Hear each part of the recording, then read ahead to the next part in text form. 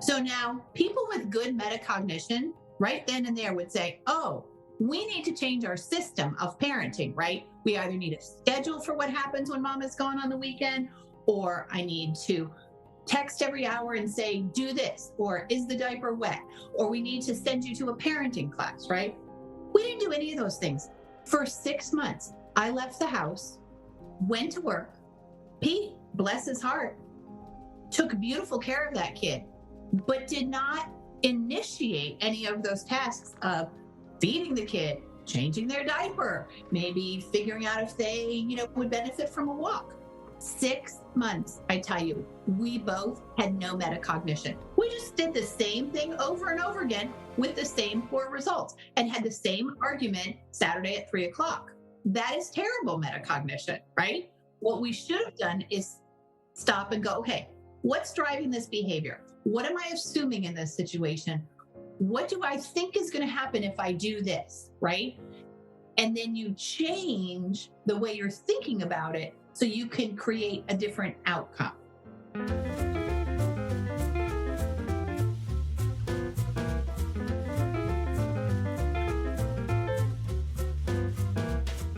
Hello, everybody, and welcome to Taking Control, the ADHD podcast on Truth Story FM. I'm Pete Wright, and right over there is Nikki Kinzer. Hello, everyone. Hello, Pete Wright. Hi, Nikki. Hi. How are you? I'm doing great. How are you? I'm good. I'm good. It's like every day is another countdown to massive change in our lives around here, and I'm feeling the anxiety about it. About the, kid going off to college and change in the house. It's starting to be a little unnerving. Has she gone already? No. Oh, it's coming. Okay. Ugh. God. And you know what? That daddy-daughter thing, it's no joke. I can imagine. It's rough. Oh, yeah, I'm sure it is. So of course it would be today that we have a guest on the show to talk to us about our relationships with our kids and the things that we think about and the things that are driving our relationships. And in fact, it is a wonderful guest that we have on the show. We're going to be talking about her work coaching parents and kids and how to develop positive and empathetic relationships with our kiddos and their relationships with their ADHD or other spectrum neurological makeup. So I'm excited about bringing our guest on the show. Before we do that, head over to takecontroladhd.com. You can get to know us a little bit better. Better? You can better learn about the show. Get to know us a little bit better. You can listen to the show right there on the website or subscribe to the mailing list, and we'll send you an email each time a new episode is released. Connect with us on Twitter or Facebook at Take Control ADHD. And if this show has ever touched you or helped you make a change in your life for the better, head over to patreon.com/the ADHD podcast. You can join for, a few bucks a month. And you'll get access to super secret Discord member channels over in our Discord server, which are fantastic. You'll get access to the podcast early release in your very own Patreon early release member podcast feed. And also you'll be helping support us on our journey toward our new patron-only podcast of me talking to myself. I think I'm going to call it now Soliloquy. What do you think about that? I can't say that. Well, you will, though. You'll be able to. It's a nice one-word title. Every week you change the name. Yeah, I know. It's because as soon as we hit that goal, I'll have to stop changing the name. Until then, new name a week. I don't like this name because I can't say it right. And what does it mean? Oh, it's going to be great, though. It means like a monologue, like talking to yourself. Soliloquy. Because that's the whole point. Soliloquy. Soliloquy. You're doing great. I can't say We'll workshop it. I'm trying to narrow down good one-word titles. So I don't know until we hit that goal. It might be a new title every week. So I can't wait. We have another change coming up because Nikki and Pete are two people who learn lessons and test things. Yes, we do change. So one of the things that we noticed is that when we had to change our recording time from Monday mornings, which was great. It turns out Monday mornings is great for other things too that are also important. And so we had to move the recording time to the live stream to afternoons on Monday. And those aren't as great, we think, for other people too. And so we are moving again, starting in September. You'll start to see notices for the live streams happening at 10 a.m. on Wednesday mornings. Wednesday mornings. That's a big change. Another big change for this season. So thanks for your flexibility. I think the first live stream that morning will start the week of 9/6. It'll actually be 9/8, September 8th, Wednesday, 10 a.m. U.S. Pacific time. We'll post the usual breakdown of times around the world. There's something else that's going on September 8th. What's that? It is a deadline for the GPS enrollment. Can I speak to that for a little bit? Talk about that. Yes. So GPS is my workshop that I do basically every 6 weeks. I do it every 6 weeks. We take a week off and then it starts up again for the next 6 weeks. And for this next fall session, the deadline to enroll will be September 8th and it will begin on September 13th. And if you don't know much about the GPS system or workshop, please take a look at my website at www.com. TakeControlADHD.com. Mm-hmm. Right? Do you need to say all that? Probably don't. You can just say you don't need to say the www anymore. Yeah, that's kind of old. That's classic. Yeah. Classic. So, anyway, but do check it out. Check out the page. Basically, what happens is we meet 2 times a week on Mondays and Thursdays. On Mondays, we're planning for the week ahead or the first 3 days of the week. On Thursdays, we are looking at that plan, adjusting, and looking ahead towards the weekend. Now, in this whole process, we're talking about time management systems, and we're talking about planning and prioritizing, and there's a lot of support that happens within this group, not only from me, but also from people that are inside the group. So it's a really great way to save space, a safe space for you to do your planning where you know that other people are having the same challenges that you are, and have that guidance along the way to ask questions and to get that support too. So it's been very successful, and I would love to have you join me in the fall. Again, the deadline is September 8th, and we will start on September 13th.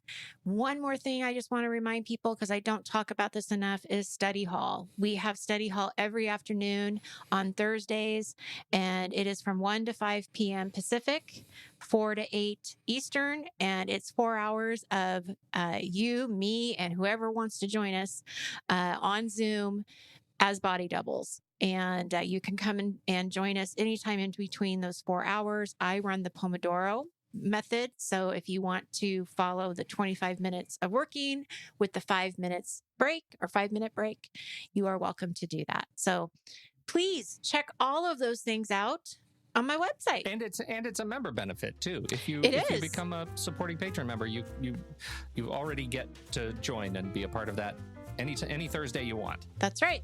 And that's at the supreme level. Mm-hmm. Absolutely. Great boost. Check it out. And now let's meet our guest. Norrine Russell is here with us. Dr. Russell has spent her career coaching patients and kids and developing positive youth development and education programs, helping kids and parents thrive. We're thrilled to have her on the show today to help us continue our conversation about ADHD and families. Today, we're focusing on the kids. How you doing, Norrine? I'm doing great. Thank you so much for having me. I'm thrilled to be here. Y'all have a great podcast. Oh, you were so kind.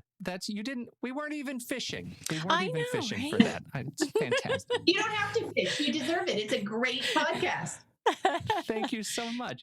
We've got this whole list of questions planned, and we want to talk a little bit about before we get started into the real meat of the show. Can you tell us a little bit about you and what has led you to this part of your career, to what you are doing, helping kids and families? Yeah, I think, an interesting story. So this is my third career. I started out after graduate school in academia, and absolutely loved teaching. But noticed that around me, all of the women who had tenure were either having mental breakdowns or living lonely lives. And so, Super aspirational, right? Yes. right, I want to be like them. exactly. Please sign me up for that life. I can have it all and suffer too. Please sign me up. Exactly. So while I was in that stage, I did my research as assistant professor was applied research, taking a look at outcomes of support groups for girls. And so when I decided that I really wanted more to life than a tomato garden and, the cats, I ended up moving to New York and moved into nonprofit work full time, which was stage 2 of my career, and really working in youth development and youth leadership and understanding gender and education and taking a look at how education affects girls, how it affects boys, and how we can help kids of all ages and both genders thrive. And then I had my son, and he's super complicated. And I retired from full-time CEO at the nonprofit that I had been leading for several years, and found that the clinicians here where I live were asking me, well, can you work with this student? Can you work with this student? And I said, I don't really know what you mean. Like, I'm not a therapist.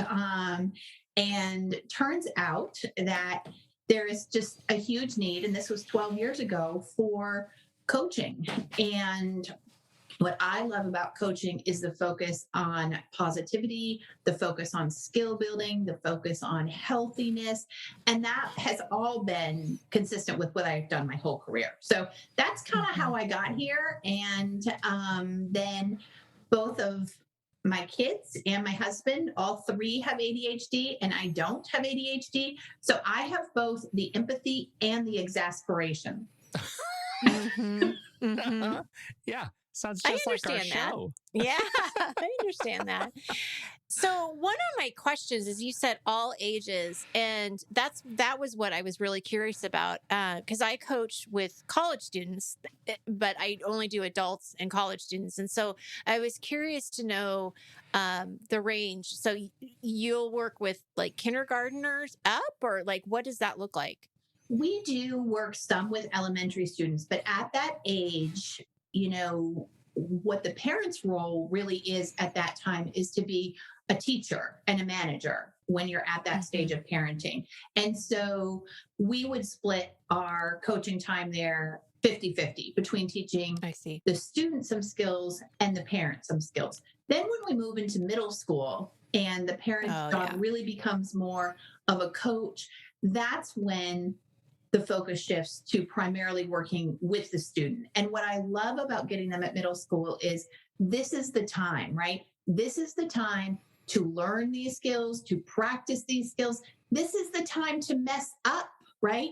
My own 6th grade daughter in the car this morning was like, we're pulling into drop-off line, okay? We're pulling into drop-off line. And you both know what I do for a living. She's like, oh, shoot, I had homework this weekend. Of course you did.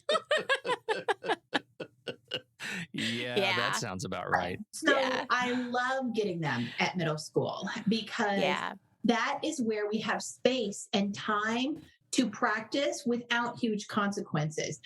When they come in high school and college, the stakes are a little higher. Now, nobody's life was ever made or broken on the basis of high school grades. It really wasn't. Right. But it's beautiful when they come at middle school, and we can use that time period of development to practice in kind of a low stakes setting. Well, and I would, I don't know if I can assume this or not.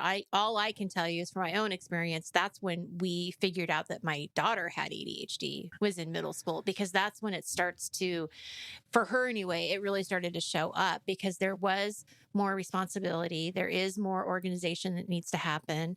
And as you probably know with your own work, it looks different in girls, a lot different if you have inattentive ADHD. And it was a really interesting process to go through that. And it feels like middle school, I can see where that can come up, with all of the different aspects that are different than elementary school, Absolutely, 100%. I think what we see, all of us, is the executive functioning demands increase in middle school. And so Yes. all of a sudden the game changes. And then, you throw that little thing called puberty in there, and that doesn't Right. necessarily help matters. So I think half of our students are first year middle school, so generally sixth, but sometimes fifth, or ninth graders. They're making that transition. It's a new game. Developmentally, they're going through some transitions, and they need help. They need help figuring out what's going to work for me. And I love when they come to us at that stage. I have my program director at the practice is all about college students, Nikki. So you can probably relate to that. And I'm like, oh my gosh, like, give me middle schoolers any day and let me do the prevention and the teaching work. And she's like, oh, I love when they're like full of bad habits and, have failed the first year. I'm like, oh, it just breaks my heart. So, yeah. Yeah. Well, it's so funny too, because at that age, and that's what we're sort of moved through that stage with my own kids. And I just have this experience of they come in with probably the biggest gap between skill and awareness and tools to handle it. They have all the confidence that they can take on anything, even as their systems and expectations are so deeply tested. And especially with my son, the bravado, it's like, I got it, man. I got it. Dad, don't worry about it. I got this. I've got this. And yet evidence indicates you don't got this, right? You aren't showing me. And so, I feel like as we're going back to school, this is a great time for this conversation. And particularly as we're getting started talking today, we started thinking about the things that we were going to be talking about. And you shared a particular perspective that just really hit home for both me and Nikki, I think, about this idea of empathy and connection. Can you talk a little bit about what's on your mind? I live in Florida, and don't judge. And the Florida schools, the public schools, went back last week. And so we have an international coaching practice, and about a third of our students are still in Florida because that's where we started. So we've been working with our students who started, last week or start this week. And already I'm telling you, the parent stress is so high, right? And I think it's exacerbated by what's going on with COVID, but it would be the same without COVID, right? Like, did you get the thing signed? Where's the paper from the teacher? Like, oh my gosh, you already forgot your lunch, right? And so we're already hearing that at our coaching practice. And one of the things that I keep saying to parents, and that we're going to be talking about a lot at our practice, is as hard as this is for us as parents, it is 10 times harder for our children, right? And I think it's so important to think about, what is it like to experience life as a student with ADHD? One of the guests that you had on, who of course is just the guru in the field, Russell Barkley, he talks about how difficult it is for kids and how parents have to really become so educated and knowledgeable about ADHD. And when we do intakes at our practice, one of the things that parents will say over and over and over again, and it really is like they feel like they're the only ones having this experience: he's so smart. He just is so smart, but he won't do his work. She has so much potential, but she just only cares about TikTok. And I gently, and I end up over and over again saying it in the intake, try to understand that what you're saying is you see symptoms of your child's neurodevelopmental disorder, right? Those aren't behaviors, they're symptoms. And so how do we get inside the ADHD brain and have some empathy for how normal some of this stuff is? And I think once you make that shift, whether, it's through reading something by Russell Barkley, whether it's through talking to your own child's therapist or medical professional, once you can get inside the ADHD brain, all of a sudden the empathy, I think, rises up. But until we get to that point, our ADHD kid can be such a source of frustration and so angering, really. And to me, I think that's one of the biggest benefits of having an outside professional is that person can help you as a parent understand the ADHD brain and take away some of that conflict so that you can be connected. Absolutely. Well, and I just have to say what you just said was something that we talked about last week with what my daughter said. So what we did last week is we talked to our own kids about their ADHD and what would you want other people to know.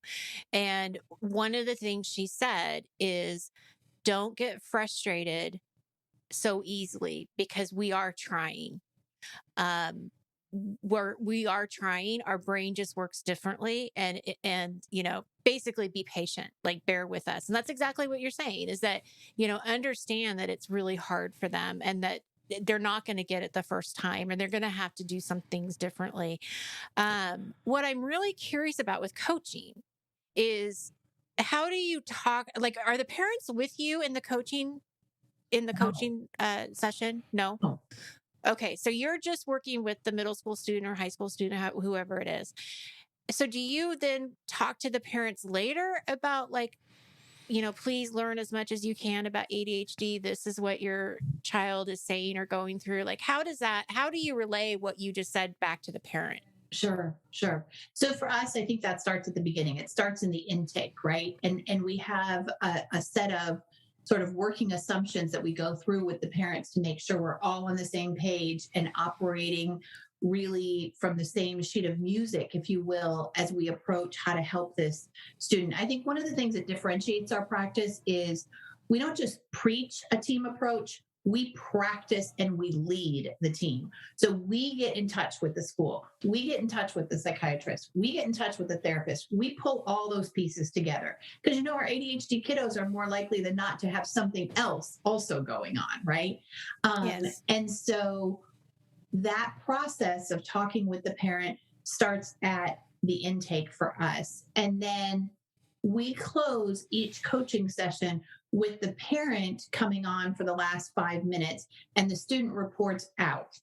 This is the executive functioning skill we worked on today, or these are my 3 goals for the week, and this is how you can support me, so that the student, in some ways, is educating the parent about it. And then we teach the parents, don't use that time as a time to reiterate, yeah, but that's what you said last week, right? We say, take that to our group text or our group chat and talk to us about your frustrations offline. And then we really just try to keep doing psychoeducation with the parents. That's what ADHD looks like. That's what you can expect with ADHD. It's incredibly frustrating. Yes. And we talk about the developmental delay of 30%.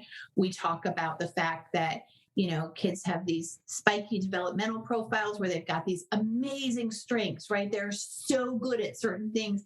And then they're a little bit behind in other things. And normalizing that and helping the parent to realize that this is just your kid's neurogenetic makeup. And your kid is no better or worse off than the kid next door, than the kid down the street, than the kid in the school at the next neighborhood. This is just who they are. And the more you get it, the better they're going to end up doing, because you're going to be able to advocate and then teach them how to advocate. So it's a long process, Nikki. I don't think it's easy. Yeah, I can imagine, because I feel like that's like what you're talking about, like intervening in that gap, especially right now, is incredibly important, because I even see it in myself. And I've been doing this show with Nikki for 10 years and I still find myself, I think my ADHD actually exacerbates this, because we get ready to go back to school and I completely perseverate on systems, on whiteboards, on do you have all the skills? Are you ready to get back into and practice? And I am so annoying to everybody because of it, because I am fixating on the symptoms. And I don't even know I'm doing it most of the time. Like I don't have, maybe it's a cobbler's kids have no shoes, right? Like I don't, like I have to be constantly reminded to step out of myself because it's so easy to get stuck on the symptoms. Yeah. Oh, 100%. And then when you're focused on symptoms, you're not focused on connection, right? Right. What's your back to school ritual, right? How do you end summer as a family? You know, what's your first day of school routine? What do you say to that kid as you drop them off? That's the same thing you've said for 7 years or 9 years, right? When we focus on symptoms, it's hard to also focus on connection. Right, right. And so I keep thinking, like, at what cost, right? At what cost my perseveration? What have I lost by the time they start school that I missed demonstrating the kind of emotional support because I was so stuck on practical support? Well, and it's interesting because Pete and I, both of our kids are in the same situation where they're sophomores, but they haven't been in high school because their whole freshman high school was on, their whole freshman year was on online. And so they're going into the new year into a new school, like they're starting over all over again, even though they really technically aren't. And that transition, and they both have ADHD, is going to be interesting. And I think it is, having that empathy for them and then connecting with them that morning and the night before, and building, like, I just, as talking about this makes me think, okay, I want to build her confidence. I want her to have, a really good time and like, just enjoy just enjoy it. Don't worry if you have all your pencils, right? Whatever it might be, but that connection. So tell us more about that. Like, how can we connect to our tweens and our teens? Because that is also not an easy feat. No, I don't think it's easy at all. I spent a lot of time today thinking about this topic because it's so fresh in our house. Because Pete, like you, I get hyper obsessed with routines. I made this poor family of mine sit down the Sunday before they went back to school at our breakfast table for 3 hours and write out what happens every day after school, because nobody was going to miss anything on my watch, right? I mean, it was you are the lighthouse keeper, right? You watch the waterfront. Yeah, I wasn't the least bit concerned about how do you feel about going into middle school? Like, which friend are you looking forward to seeing? What do you think you might learn about? No, just write your after school routine down. Make sure you know it down to the minute so that Daddy and I can pick you up and know what we're doing. It's terrible parenting. We know that ADHD is a neurological deficit in regulating attention. So whatever has your kid interested in back to school, whatever that is it football? Is it band? Is it science? Is it rowing? Doesn't matter. Go where they're interested, right? Go where the attention is at that moment. Don't try necessarily to put them into a box of, well, what teacher do you think you'll like the most? Or which friends are you likely to see? Ask them and be open to where is their attention at that moment. The other thing that I think is so important about both parenting and working with kids with ADHD is matching your speed to their speed. So I find myself being a little bit of a chameleon when I'm working with students. If I've got, kids who are hyperactive and they're fast processors and, their brain is going 1,000,000 miles a minute, I really ramp up my drama, right? I'll sit up straighter. I'll get bigger into the camera. I'll use a lot more hand gestures. I'll do a lot more inflections with my voice. I'll go faster, you pick up the pace. And then I'm also the one at the practice who I tend to take on the kids who have super slow processing and are just incredibly inattentive. You both are probably too young, but when I was little, there was a record player of my parents where you could turn the speed down. I think we do the same thing on videos now, right? Like it can go at half speed. I'm like the half speed queen. And so all of my kiddos who are spacey, inattention, ADHD kids, I'm like, okay, so we're going to take a few minutes and we're going to talk through our usual questions. And you probably remember what they are. But I think that kind of matching is empathy and connection building, right? So whatever is the speed of your inattentive kid, try to match that. We're adults. We can be flexible. We've got lots of skill sets to pull on. And I think that's really important is don't expect your child to always adjust to you. Yes, there's lots of times when kids have to adjust to adults and adult rules. But when it comes to the connection piece, go there, be with them, be in the space that they're at. Mm-hmm. I think a lot about that in terms of helping the kids make decisions too, because it's not, it is both an expression of how fast are they thinking or processing, right? How many cycles they're able to process at any given time. And some kids are very, very fast, and some kids take a little more time just because they think slower fast. And I've been trying so hard in my own life to think more slowly because I think better when I think more slowly. But there is also this sort of meter that I feel like I have to fill with my kids in order to get to the point where they're able to execute on a new practice or a new decision or some choice they have to make. And until they get to that point, I'm not going to be able to get action. For example, like I know my daughter, she'll be able to think through a question and get to about sort of 50% of where I would need to get, and she'll be ready to pull the plug, like do whatever she needs to do, whether it's go out and learn to drive or go out and, apply to college. Like all those decisions were made roughly at 50% information load. My son needs closer to 80, 90% before he's comfortable executing a new thing, like whatever that new thing is. And I think, for me, what you're really triggering is that's also an expression of empathy, being able to know about my kids, how much they need in order to move to some new chapter, to make a decision, to integrate a new process. They need sometimes just a lot more guidance and data to support making choices. I think we do too, right? As adults. Yeah. I know I do. To me, the empowerment there is when they know how their brain works. Like, gosh, I kind of like to have almost all the information before I make a decision. To me, when you know, that's when you become poised to build flexibility. Mm-hmm. When you don't know what your preference is, when you don't know how your brain works, it's really hard to use that metacognition to say, oh, I could do this differently, or I could practice doing this differently. And so to me, it's not that we're setting some expectation that, oh, well, for your son, we're just not going to expect him to do anything until he has 90% of the information. And then, what's he going to do for a job? Because he needs to have 90% of the information all the time. That's not it at all. That's not it at all.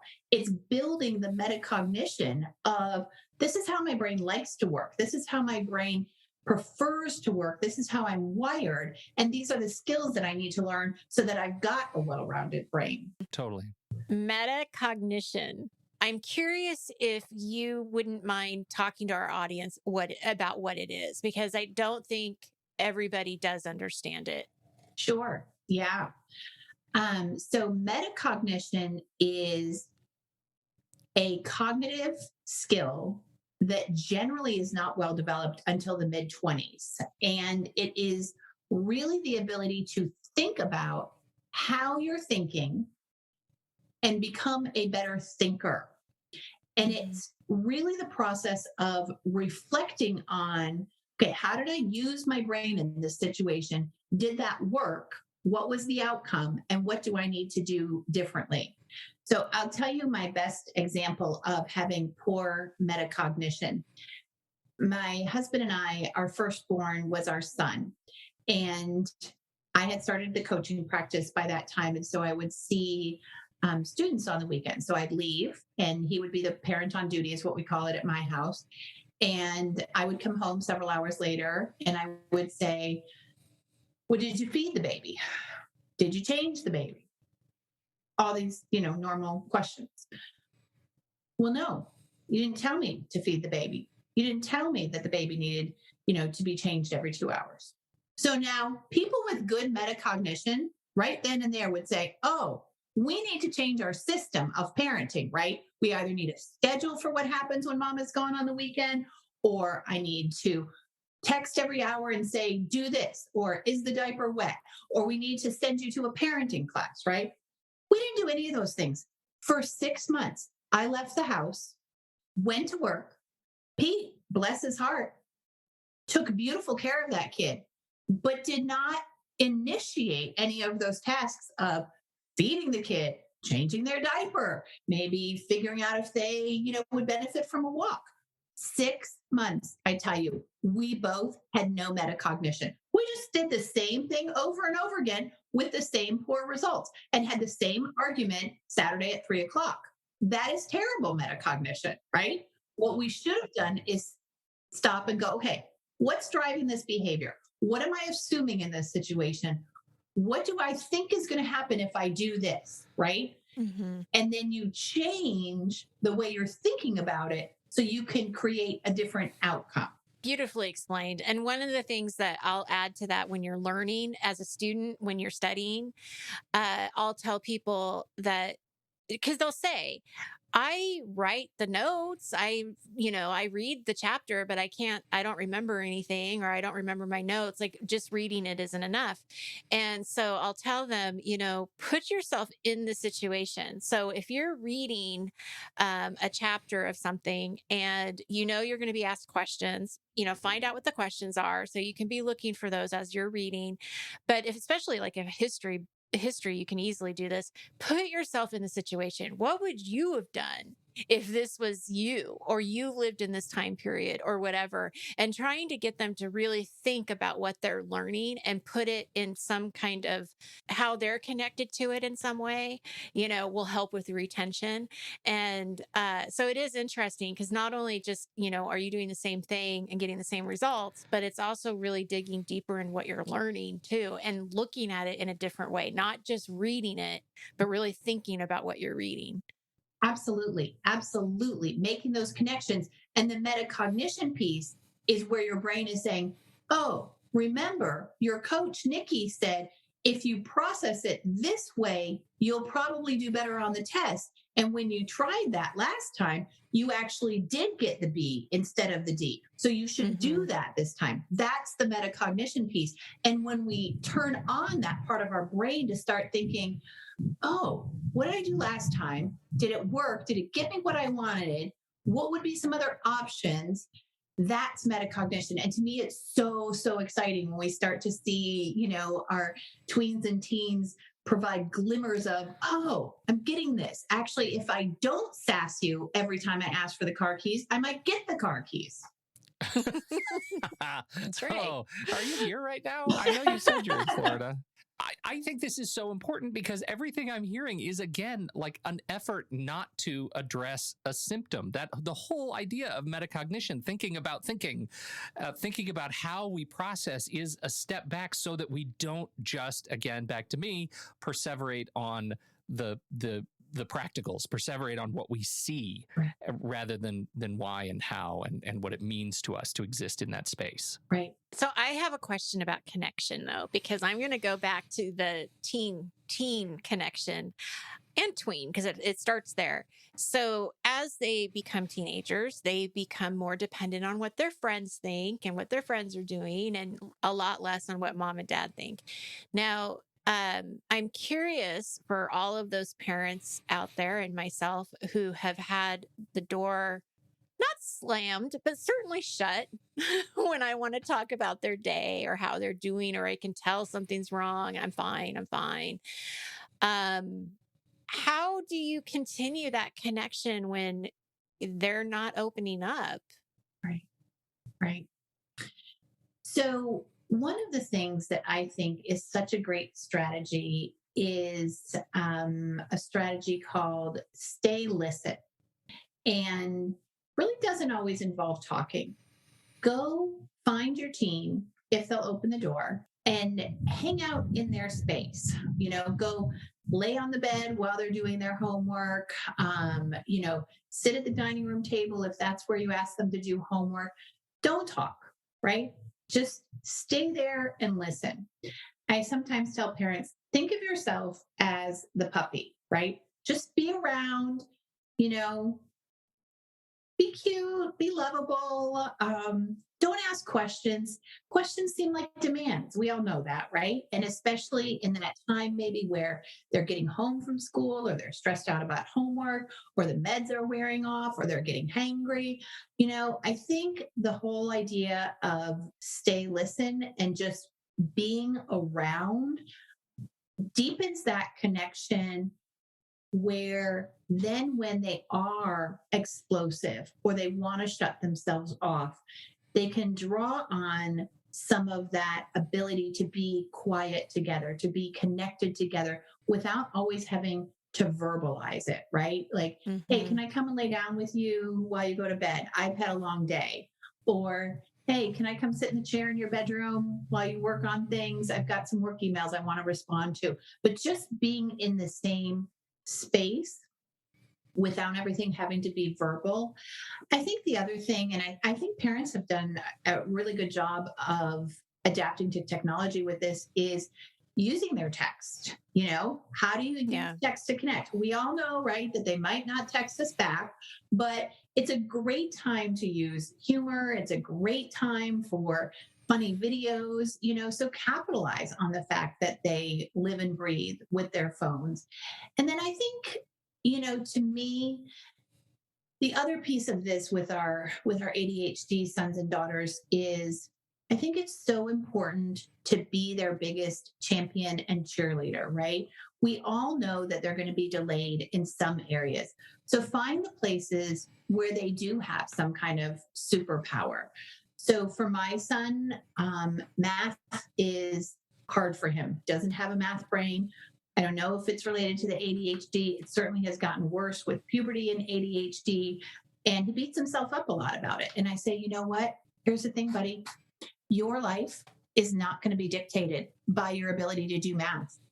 What your life is going to be dictated by are the things that you are already amazingly good at. And that is love and kindness for people and helping others. And so, yeah, we're going to get through math and you're not going to win any math awards, but you know what?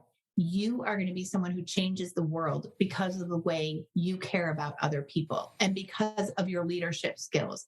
And I think, wow, that makes me feel so good. I know, right? I love that. I'm not a believer in ADHD as a superpower. I don't think ADHD is a superpower, but I think people with ADHD have strengths and gifts and talents, just like the kid next door who, maybe wears glasses, just like the kid down the block who has diabetes. We're human beings. We're whole, full human beings, right? And so being conscious of what are your children's skills, what does your teenager do well, and remarking on that, and not in like a good boy, good girl way, but in a respect. Ethan, I have so much respect for the way that every night when I come home, you run out to the car to see what can you carry in for me. I'll say to him, there's no other 13-year-old who's coming out to the car to help his mom carry in her laptop bag. That's why you're going to change the world, because of that heart, and we all as parents, we know that, and we see those strengths. And so it's just a question, I think, of verbalizing them to deepen that connection so that your teenager feels seen and respected, and it builds the love that they have for themselves because they feel loved. I love your second tip about using the texting. I never thought of that, but that's such a great idea to send him a video sometime, or, just a little note or something like that. I absolutely love that. The one thing I would add to what you just said, and this happens a lot with my kids, when they do want to talk, I drop everything and I listen. Those might be fleeting moments. So take advantage. Yeah, but especially with my son, if he sits down on that stool or he comes into my room and sits on that corner chair, I know he wants to talk. I'm listening. Sure. And Nikki, I think that verb, we cannot write that large enough. Listen, close your mouth and listen. Ask questions, nod. use your nonverbals. Mm-hmm. Wow, I don't know what I would have done in that situation. I think I could have been overwhelmed with some feelings at that time. Tell me what happened next, right? Don't So start what you're talking. saying, yes, what you're saying is don't try to fix it either, Yeah. right? Like you're saying, ask the questions and don't try to fix it, because that's such a good reminder. Because yes, I mean, immediately that's what we want to do is make our children's problems go away, make it feel better somehow. But I love that. So just ask questions. My husband, I think, I don't know if this is ADHD. It feels a little ADHD in the moment. He wants to then tell the kids the story about how that happened to him. Oh, right. Yeah. Yeah. That's just dad. Like, I know that. Right. Save that for cocktail. It could be like a man thing. I don't know what it is. Yeah. But No, I don't want to be too gendered on this show very often, but you just hit me in the sweet spot. Like, that's just a dad thing. I'm called out for that all the time. When I was a boy, I mean, I'm as tropey as they come. So yeah. No, I know. And it certainly, we don't want to make any gender generalizations, but go take your stories to cocktail hour or to the water cooler. Mm-hmm. But when your teenager is talking, be quiet. Did you guys see the story this weekend on CBS? Do you watch CBS Sunday Morning ever? Do you ever see this? Occasionally. Occasionally. Okay. So they did a story on CBS Sunday Morning. I'll post it in the show notes. And it was all about the premise of it was this sort of affluent high school kids in affluent areas that are just straight up destroying themselves with academic pressure and performance pressure and get into college pressure. And, the whole premise of the show, they do poke at there's a dad saying, I know what you're thinking, well-off family, wah, wah, wah. Oh, you have it so hard because you have a lot of money.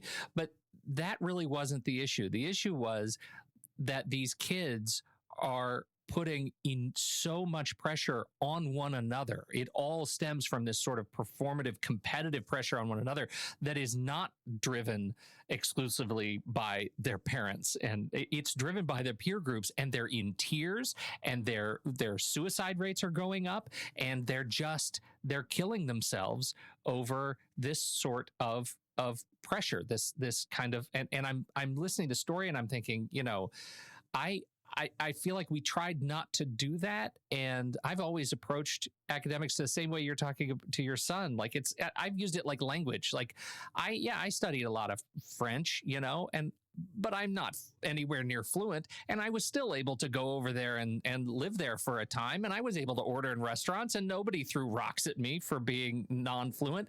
I could get by. You can make that same conversation with just about everything that you don't necessarily love, that you have to learn how to do enough to get by and excel at the things you really love. And so I feel like this is not just a lesson for kids. It's a lesson for all of us that we're inside, we're killing ourselves to perform. We just don't have to. This is a good wrapping up point. That's what I love about coaching, right? So coaching is strengths-based and builds skills. So instead of saying you are the sum total of all of your scores in this, or let's figure out where you don't measure up yet, right? Let's come back to what are your strengths? How can you use those strengths? How can you leverage those strengths? Our coaches in the backward planning notebook that we use keep a list of what are the students' strengths and what are their executive functioning strengths specifically, but also what are their personality strengths? What are their value strengths? So that we can constantly be saying, you already have this, right? You are great in this way. You are enough. Mm-hmm. You're not a 2, 3, 4, or 5 on an AP exam, right? You're really not. And that I think is maybe the most important message for our kids with ADHD, because they get so much negative feedback. And so to say, you are enough, and this is what I love about you, and this is what makes you amazing, and this is your gift to the world. Love it. Thank you so much for being here. Absolutely. Thank you so much, Norrine. Where do you want people to learn more about you? Sure. I would love for people to learn more about us. We are on the web at www.russellcoaching. Russell has 2 S's and 2 L's. So russellcoaching.com. You can find us on Facebook at Russell Coaching and Consulting. And you can call our office at 212-716-1161. And for your listeners, we are going to offer 20% off the first 3 months of coaching. If we are a good fit for their student and they'd like for us to work with them, your listeners can receive 20% off their first 3 months of coaching fees.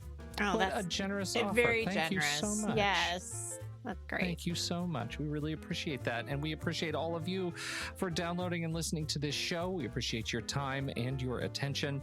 Don't forget, if you have something to contribute about this conversation, we're heading over to the Show Talk channel in the Discord server, and you can join us right there by becoming a supporting member at the deluxe level.